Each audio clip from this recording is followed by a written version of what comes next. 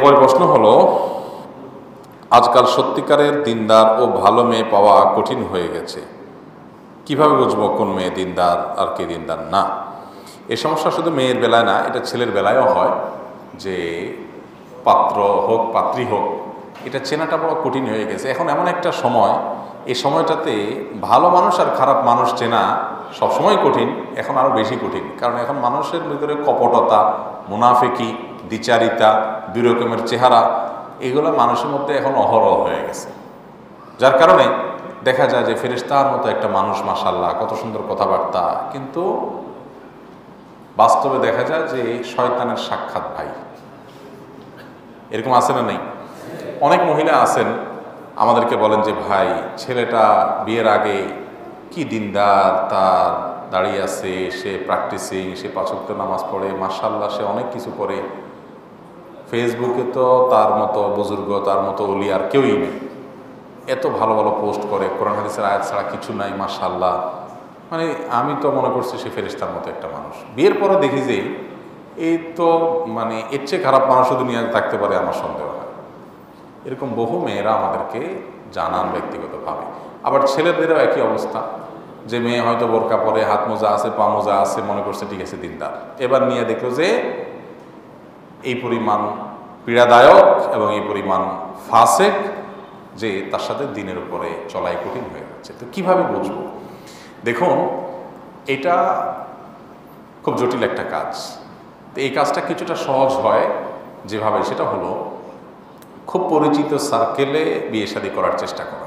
ধরুন কথার কথা, একটা মেয়েকে সবাই চিনে, আপনার মা, বোন বা আপনি যাদেরকে চিনেন পরিচিত, তারা অনেক আগে থেকে দেখছে তাকে, তার নেচার, তার চরিত্র, তার ক্যারেক্টার, তার অভ্যাস, তার রুচি প্রকৃতি, এগুলো সবগুলো দেখে।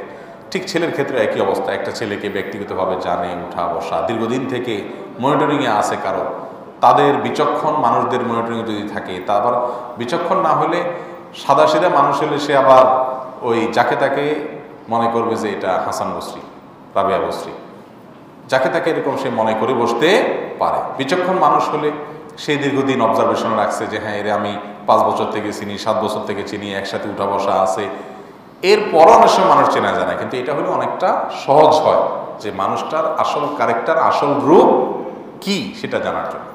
এটা একটা উপায় যে দীর্ঘদিন থেকে তাকে ব্যক্তিগতভাবে জানে, চিনে, এরকম মানুষদের কাছ থেকে কি নেওয়া, মূল্যায়ন নেওয়া। দ্বিতীয়ত, ছেলে হোক আর মেয়ে হোক, পরিপূর্ণভাবে কোরআন এবং হাদিসের ইলম অর্জন করে কিনা, ইলম আছে কিনা, একজন মুসলমানের যতটুকু ইলম থাকা উচিত ততটুকু আছে কিনা, কোরআনটা বুঝে পড়তে পারে কিনা। আমাদের দেশে একসময় দেখা হইতো যে কোরআন রিডিং পড়তে পারে কিনা, তাইলে মনে করা হতো হ্যাঁ এটা মানে কোয়ালিফাইড বিয়ের জন্য।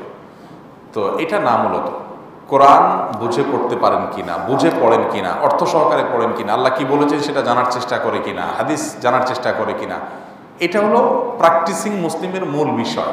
যে কোরআন হাদিস নিজে স্টাডি করে কিনা এবং সেটা অনুযায়ী চলার চেষ্টা করে কিনা, এটা যদি থাকে তাহলে তাকে প্র্যাকটিসিং মুসলিম এটা অনুমান করা যায়। তো এই ব্যাপারেও তার ব্যাপারে সুধারণা করা যায়। মেয়েদের অনেক বড় একটা গুণ হলো অল্পে তুষ্টি, অল্পে তুষ্ট থাকা। একই গুণ ছেলেদের জন্য অনেক বড়, কিন্তু বিশেষ করে দাম্পত্য জীবনের সুখের জন্য স্ত্রীর জীবনে তুষ্টির গুণ থাকাটা অনেক ইম্পর্টেন্ট। যেমন ছেলেদের মধ্যে সবরের গুণ থাকাটা জরুরি, মেয়েদের মধ্যেও সবরের গুণ থাকা জরুরি। তো এটা কতটা আছে পাত্র পাত্রীর মধ্যে, সেটা ব্যক্তিগতভাবে বিভিন্নভাবে মানুষের মাধ্যমে নিজে পরখ করে যাচাই করাটা দরকার। এবং ব্যক্তিগত সাক্ষাতে যখন দেখতে যাবে তখন এগুলো প্রশ্নোত্তর করে নেওয়া যেতে পারে যে তার চাহিদা কি। যদি ওই যে বিয়ের সময়টা বললাম না, এমন একটা ভালো সাজে মানুষ, বিশেষ করে আপনার বিয়ের মজলিস যখন হয়, খেয়াল করবেন ছেলেরা, মেয়েরাও, আপনি বিয়ের সময় নতুন বধূ যখন সাজায় নিয়ে আসা হয়, তখন যেভাবে পা ফেলে, যেভাবে চলাফেরা করে, ঘোমটাটা মাথা থেকে নামায় না। আজকাল অবশ্য এগুলো শেষ হয়ে গেছে। আজকাল তো মানে ওই বিভিন্ন পার্টি টাটিতে আপনার কি বলে, কমিউনিটি সেন্টারে বিয়ে টিয়ে হয় যে বোঝাই যায় যে চরম উগ্র, মানে এই যে কিছু মানবে টানবে না, দুনিয়াটা দুমড়ে মুচড়ে ফেলাবে, ওইটা হাবভাব দেখলে বোঝা যায়। যদি একসময় ছিল যে নববধূ মানে হলো একটু লাজুক, হ্যাঁ একটু আপনার মাথা নিচু করে থাকে, প্রথম প্রথম চুপচাপ থাকে, আর ছেলে যদি হয়, পাত্র যদি হয়, তো কোনো কথাই নাই, হ্যাঁ, একটা রুমাল দিয়ে বসে আছে, সাদা একটা জামা পরে বসে আছে, নিচের দিকে কেউ আসলে লম্বা করে সালাম দিচ্ছে, মানে তার চেয়ে ফেরেশতা আর কেউ নেই। আমি বলি মানুষের সারা জীবনে সবচেয়ে বেশি ভদ্র সাজার চেষ্টা করে বিয়ের সময়, শ্বশুরবাড়িতে যাওয়ার পর। মানে তা এরকম ইনোসেন্ট, এরকম ভালো মানুষ, এরকম একটা ফেরেশতা আমাদের ছেলে মনে হয় আর, কিন্তু আস্ত হয়তো ভেতরে যে পশুত্বের সব গুণাবলী সব তার ভিতরে আছে। এই জন্য বিয়ের সময় মানুষ দেখে চেনা যায় না, তার পেছনে প্রিভিয়াস হিস্ট্রি সব দেখতে হয়। এর পাশাপাশি আপনার কাদের সাথে উঠা বসা করে, এটা একটা গুরুত্বপূর্ণ বিষয়। যে মেয়ে বিয়ে করবে, যে ছেলে বিয়ে করবে, এই মেয়ের বান্ধবী কারা, সার্কেলটা কি, এটা দেখলে তার সম্পর্কে চেনা যায়।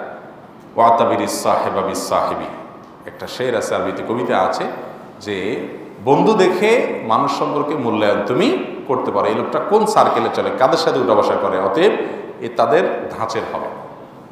এই জন্য দিনই সার্কেলের মধ্যে যারা একটা সার্কেল মেনটেন করে চলেন, যে হ্যাঁ দিনের কিছু মহিলা আছে তারা দিনই কোনো বলয়ের মধ্যে আছেন, তাদের জানাশোনা উঠা বসা, সেখান থেকে মানুষের ক্যারেক্টার সহজে তুলনামূলকভাবে অনুমান করা যায়। ছেলের ক্ষেত্রে একই কথা। আর সর্বশেষ যেটি, সেটা হলো বংশ এবং পরিবার, এটার একটা প্রভাব আছে। সব ক্ষেত্রে না থাকলেও বেশিরভাগ ক্ষেত্রে আছে, যে মা বাবা, ভাই বোন, তার পরিবার, তাদের ক্যাটাগরি কি, তাদের প্রভাব ওই সন্তানের মধ্যে বেশিরভাগ ক্ষেত্রে পড়ে। কিছু কিছু ব্যতিক্রম হয়, যে মা বাপ দিনদার না কিন্তু মাশাআল্লাহ সন্তান অনেক দিনে অগ্রসর, এরকমও হয়। তো এই মোটামুটি বিষয়গুলো দেখে আমরা পাত্রপাত্রী ভালো কি মন্দ নিরূপণ করতে পারি। আর এত কিছুর পরও হতে পারে আপনি খুব ভালো মনে করে সব করছেন, কিন্তু দেখলেন যে না, আস্ত মানুষ, হতে পারে। এটা বুদ্ধি দিয়ে, বিবেক দিয়ে আছে সবসময় উদ্ধার করে ফেলতে পারবেন, ব্যাপারটা কিন্তু এরকম না। আমাদের নবী করিম সাল্লাল্লাহু আলাইহি সাল্লাম নিজের মেয়েগুলো যে বিয়ে দিয়েছেন, বিশেষ করে উম্মে কুলসুম, তারপর জয়নাব, রুকায়া, আপনার প্রথম তাদের যে কাফেরের ছেলের সাথে বিয়ে হয়েছে, নির্মম নির্যাতন করেছে। তো পাত্র বা পাত্রে নির্বাচন করতে গিয়ে ভুল হতে পারে, আমরা চেষ্টা করার পরেও দেখা গেল যে আমি যা চাইছি তা হয় নাই, হতে পারে। সেক্ষেত্রে শেষ চিকিৎসা হলো সবর করা। দাম্পত্য জীবন আর কয় বছরের হয়? 20 বছর, 25 বছর, 30 বছর, এরপর তো মৃত্যু। পেরেশানের কোনো কারণ নেই, শেষ তো হয়ে যাবে, তাই না? ধরেন আপনার কাছে কেউ এসে বললো, হুজুর অমুকে খুব জ্বালায়, এই লোকটাকে সাইজ করার জন্য কোনো আমল শিখিয়ে দেন। হ্যাঁ, তো তাকে বলবেন যে ভাই আমল শেখানোর দরকার নেই, আপনি সবর করেন, কয়দিন পরে মরে যাবে লোকটা। মরবে না? মরবে না একদিন, 2 বছর পরে হোক আর 10 বছর পরে হোক, মরে যাবে না? চলে যাবে সে, শেষ। কোনো আমল ছাড়াই মরে যাবে সে, আপনার কোনো আমল লাগবে না। তো এই জন্য দাম্পত্য জীবনে সুখ শান্তি যদি নাও হয়, সবর করতে হবে। নবীদের জীবনে, অনেকের জীবনে দাম্পত্য জীবনে সুখ শান্তি ছিল না, মানে নিজে ভালো ছিল কিন্তু বিপরীতে এন্ডে যিনি আছেন তিনি ভালো ছিলেন না। যেমন নূহ আলাইহিস সালাম, তার ঘরে অশান্তি ছিল। ঘরে অশান্তি মানে কি? তার স্ত্রী খারাপ ছিলেন। লূত আলাইহিস সালাম, তার স্ত্রী খারাপ ছিলেন। তো নূহ আলাইহিস সালামের ছেলে খারাপ ছিলেন, তাহলে পারিবারিকভাবে তো সুখে ছিলেন না। তারপরেও তারা আল্লাহ তাআলা ফয়সালা মেনে নিয়েছেন। এটা এক ধরনের পরীক্ষা, এই জন্য পরীক্ষা উত্তীর্ণ হওয়ার চেষ্টা করতে হবে। আল্লাহ তাআলা আমাদেরকে তৌফিক দান করুন। তবে হ্যাঁ, এটা ঠিক যে জীবনসঙ্গী, জীবনসঙ্গিনী ভালো হলে, নেক হলে, দিনের উপরে চলা অনেক